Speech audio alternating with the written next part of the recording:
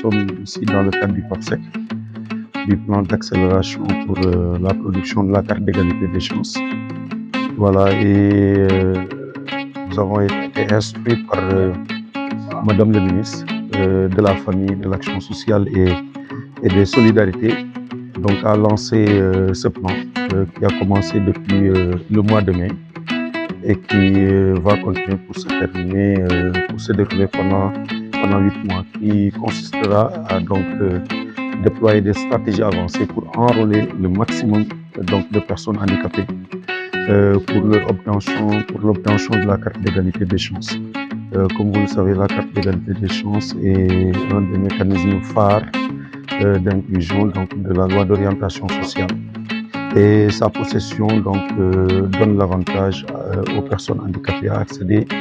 à 8 services qui leur permettent quand même une très bonne inclusion sociale. Et on vient de Kolda, donc on a fait Sédhiou tout à l'heure, et donc nous devons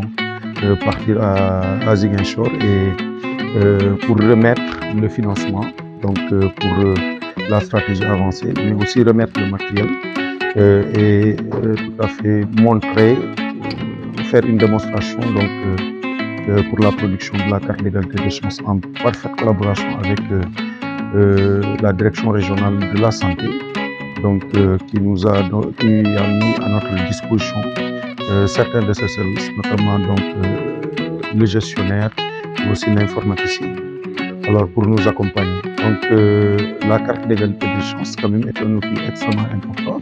et donc en collaboration avec nos services de santé, nous allons déployer les moyens alors pour pouvoir accéder, pour pouvoir toucher le maximum de personnes handicapées. Notre visite à Sédhiou s'inscrit dans le cadre de la campagne pour l'enrôlement des personnes en situation de handicap dans le cadre de la carte d'égalité des chances. Division que nous pilotons. Et aujourd'hui, dans le cadre des stratégies avancées,